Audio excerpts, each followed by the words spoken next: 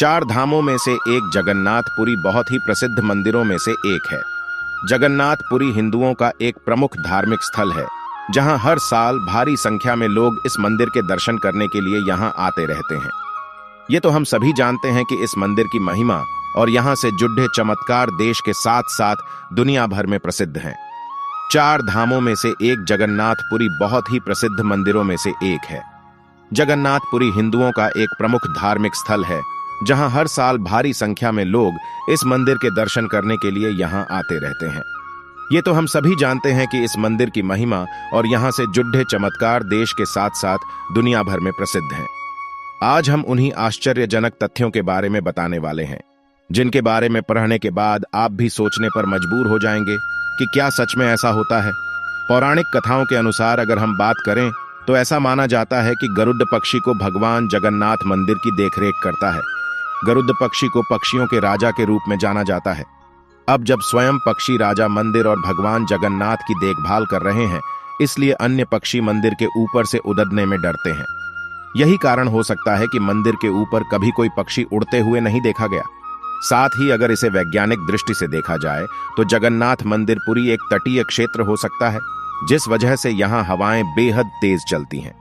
और जगन्नाथ मंदिर की ऊंचाई लगभग 1000 फीट होने की वजह से हो सकता है छोटे पक्षियों के लिए उस ऊंचाई पर तेज हवा के साथ उड़ पाना थोड़ा मुश्किल हो। जगन्नाथ मंदिर पुरी के ऊपर एक 8 धातु चक्र गोल आकार है, जिसे नील चक्र के रूप में जाना जाता है। ऐसा माना जाता है कि यह चक्र उड़ने वाले हवाई जहाजों के संचार में रुकावटें पैदा करता है और इसलिए विमान मंदिर के ऊपर से उड़ने से बचते हैं। और अगर हम बात करें वैज्ञानिक या तर्कसंगत तरीके से, तो पुरी भारत के हवाई यातायात मार्गों के अंतर्गत नहीं आता, जिस वजह से स्पष्ट कारणों से विमान मंदिर के ऊपर उड़ते नहीं पाए जाते। चाहे पानी में चलने वाला जहाज हो या हवा में सूख रहा कोई आम का पडीढ़ा हो, उड़ने की दिशा वही होती है जहां हवा चल रही होती है। लेकिन इस मंदिर के ऊपर स्थित झंडा इस थ्योरी के बिल्कुल विपरीत है, क्योंकि यह झंडा बिना किसी वैज्ञानिक तर्क के हवा के विपरीत दिशा में लहराता है। सुदर्शन चक्र के रूप में मंदिर के शिखर पर 2 रहस्य मौजूद हैं। पहली इस सिद्धांत के इर्द गिर्द घूमती है कि ऊपर लगा चक्र लगभग 20 फीट ऊंचा है और इसका वजन 1 टन है। उस सदी में मानव शक्ति के साथ बिना किसी मशीनरी के वहां कैसे गया होगा। दूसरा चक्र की वास्तुशिल्प तकनीक है, क्योंकि आप इस चक्र को जिस भी जगह से देखेंगे आपको यह हर जगह से वैसा ही दिखेगा। इसे देखकर ऐसा लगता है जैसे इसे हर दिशा से एक जैसा दिखने के लिए डिजाइन किया गया हो। हिंदू पौराणिक कथाओं में भोजन को बर्बाद करना एक बुरा संकेत माना जाता है और मंदिर भी उसी चीज का अनुसरण करता है।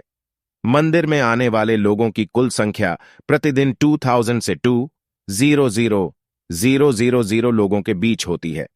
चमत्कारिक रूप से प्रतिदिन तैयार किया जाने वाला प्रसाद कभी व्यर्थ नहीं जाता, यहां तक कि एक टुकड़ा भी नहीं।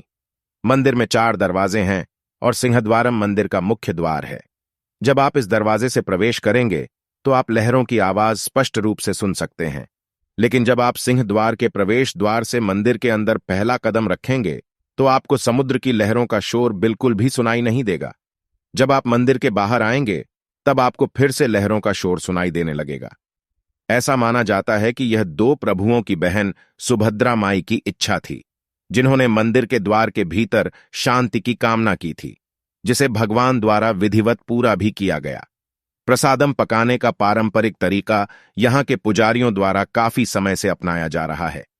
ठीक 7 बर्तन एक दूसरे पर चढ़ाए गए बर्तन के रूप में उपयोग किए जाते हैं और जलाऊ लकड़ी का उपयोग करके प्रसाद को पकाया जाता है। आश्चर्यजनक रूप से सबसे ऊपर वाले बर्तन की सामग्री पहले पक जाती है और उसके बाद धीरे धीरे नीचे के बर्तन का प्रसाद पकता जाता है।